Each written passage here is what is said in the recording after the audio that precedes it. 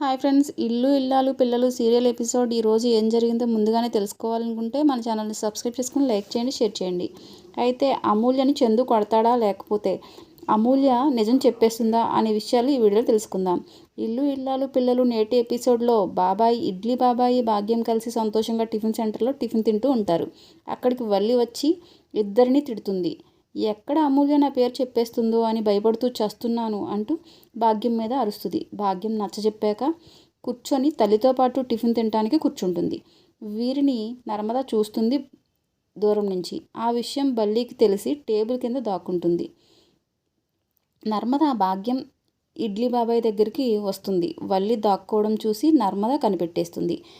నీ పని బాగుంది, చక్కగా తింటున్నారు, చక్కగా ఉంటున్నారు, ఏ బెంగా లేదు అని భాగ్యాన్ని నర్మద అంటుంది. ఇడ్లీ బాబాయ్కి షుగర్ ఉందమ్మా అని భాగ్యం చెప్తుంది. అయితే తినండి అని చెప్పి అక్కడే కుర్చీలో కూర్చుంటుంది నర్మద. బయటికి ఎప్పుడుకొస్తావో చూస్తాను అంటూ వల్లి ఎంతసేపు రావో అనుకుంటుంది నర్మద. ఈలోపు వల్లికి ఎక్కులు రావడం స్టార్ట్ అవుతాయి. అయితే ఎక్కులు వచ్చిన తర్వాత నర్మద గ్లాసులో వాటర్ పోసి బల్ల కిందకి ఇస్తుంది. వల్లి వాళ్ళ అమ్మ ఇస్తుందేమో అనుకుని వెంటనే ఇచ్చిన గ్లాసుని గడగడా తాగేస్తుంది.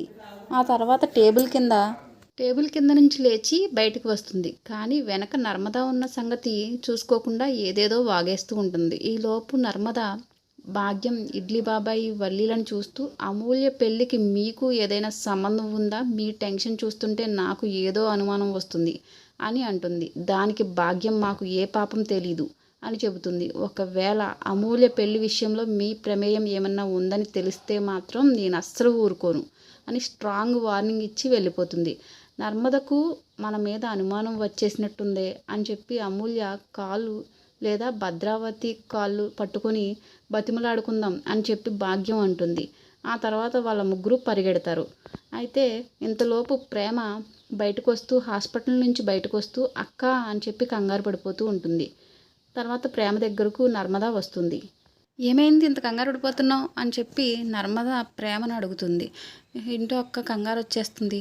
చందుబావ చాలా కోపంగా అమూల్య దగ్గరికి వెళ్ళాడు, ఏమవుతుందో అని చాలా టెన్షన్ పడిపోతూ ఉంటుంది. ప్రేమ ధీరజ్కు కూడా చందుతో వెళ్ళాడని చెప్తుంది. ధీరజ్ ఇకపై నాతో మాట్లాడడు, నన్ను కూడా వదిలేస్తాడు అంటుంది ప్రేమ. అమూల్య అలా చేయడం వల్లే కదా మావయ్యకి ఇలా అయ్యింది అనే విషయం తెలిస్తే ధీరజ్ ఇంకా నన్ను క్షమించడక్క అని చెప్పి కంగారు పడిపోతూ చాలా టెన్షన్గా ఉంటూ ఏం మాట్లాడుతుందో ప్రేమకు తెలియకుండా మాట్లాడేస్తూ ఉంటుంది. నీతో చెప్పడానికి నాకు చాలా భయం వేస్తుంది అక్క, నేను ఒక పిచ్చి పని చేశాను అంటూ అమూల్యకు తాళి మెడలో వేసుకొని రమ్మని తనే సలహా ఇచ్చినట్లు మొత్తం విషయమంతా నర్మదకు చెప్పేస్తుంది. దీంతో నర్మద చాలా కోపంగా ఎంత పని చేసావు ప్రేమ, ఎందుకు ఇలా చేసావు అని అడుగుతుంది. దానికి ప్రేమ అమూల్య ఏదో ఒకటి చేసుకుని చచ్చిపోతానని చెప్పిందక్క. మరో పక్క మావయ్య గారు పరువు పోతుందేమోనని భయంతో చేశా అని మొత్తం వివరిస్తుంది. అప్పుడు ధీరజ్ పెళ్ళి, నా పెళ్ళి కూడా ఇలాగే జరిగింది కదక్క, అందుకని చెప్పి ఇలాంటి సలహా ఇచ్చానక్క అంటే నర్మద సరే ఉండు, ఇది కూడా ఒక వంతుకు మంచి పని అయినట్టుంది అని చెప్పి నర్మద కూడా సపోర్ట్ చేస్తుంది. సరే కానీ ప్రేమ, అసలు మనకు తెలియాల్సిన విషయం మన ఎవరికీ తెలియకుండా అమూల్య వాడి దగ్గరికి ఎలా వెళ్ళింది, ఈ విషయం కనుక్కున్నావా అని అడుగుతుంది నర్మద ప్రేమని. దానికి ప్రేమ అమూల్య కంగారుగా మాట్లాడడంతో నేను ఆ విషయం అడగలేదక్క అని చెబుతుంది. అమూల్య విశ్వక్ దగ్గరికి ఎలా వెళ్ళిందో తెలుసుకోవాలి, ఈ విషయం వెనక ఎవరో ఉన్నారు అని నర్మద ప్రేమతో అంటుంది.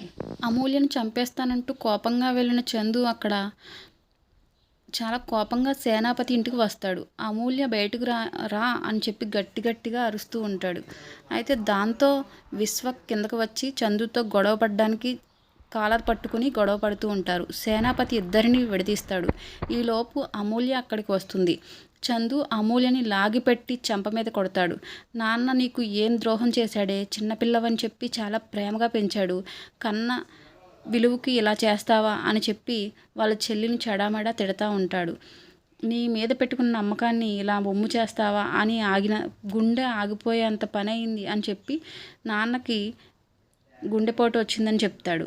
నిన్ను కన్న పాపానికి హాస్పిటల్లో చావు బతుకుల్లో ఉన్నారు అంటాడు చందు. దాంతో అమూల్య షాక్ అవుతుంది. అమూల్యకి ఆ విషయం అప్పుడే తెలుస్తుంది. నాన్న హాస్పిటల్లో ఉన్నారా అని చెప్పి కంగారు పడిపోతూ ఉంటుంది. నువ్వు చేసిన ఘనకార్యానికి నాన్నకు ఇప్పుడు గుండెపోటు వచ్చిందని చెప్తాడు.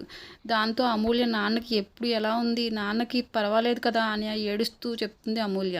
కానీ చందు నాన్న మీద ప్రేమ ఉన్నట్లు నటిస్తున్నావు అంటూ అమూల్య మెడ పట్టుకుంటాడు. ధీరజ్ అక్కడికి వస్తాడు. చందుని అమూల్య నుంచి దూరంగా తీసుకువెళ్ళి మా నాన్న హాస్పిటల్లో ఉండడానికి కారణం ఎవరైనా సరే నేను ఎవరిని వదిలిపెట్టను అంటూ ధీరజ్ చాలా కోపంగా చెప్తాడు. వాళ్ళ అన్నయ్యల వెనకాలే అమూల్య వెళ్లేందుకు ప్రయత్నిస్తుంది. విశ్వక్ అడ్డుకుంటాడు. అయినా కూడా అమూల్య విడిపించుకొని తన తండ్రిని చూసేందుకు వెళ్తుంది. భద్రావతి, రామరాజు ప్రాణం ఎప్పుడైనా పోయేట్టుందిరా, ఈ క్షణంలో మనం ఆనందించాలి, అమూల్యని వెళ్ళని అని చెబుతుంది. దాంతో పెద్దమ్మ వాళ్ళిద్దరిని తిడుతుంది. అమూల్య కూడా వాళ్ళ అన్నయ్య వెనకాల ఆసుపత్రికి వెళ్తుంది. అయితే ఐసీయూలో రామరాజుని చూసి వేదవతి కన్నీరు పెట్టుకుంటుంది. ఈలోపు అమూల్య కూడా ఆసుపత్రికి చేరుకుంటుంది. ఐసీయూలో ఉన్న రామరాజుని చూసి వేదవతి కన్నీరు పెట్టుకుంటుంది.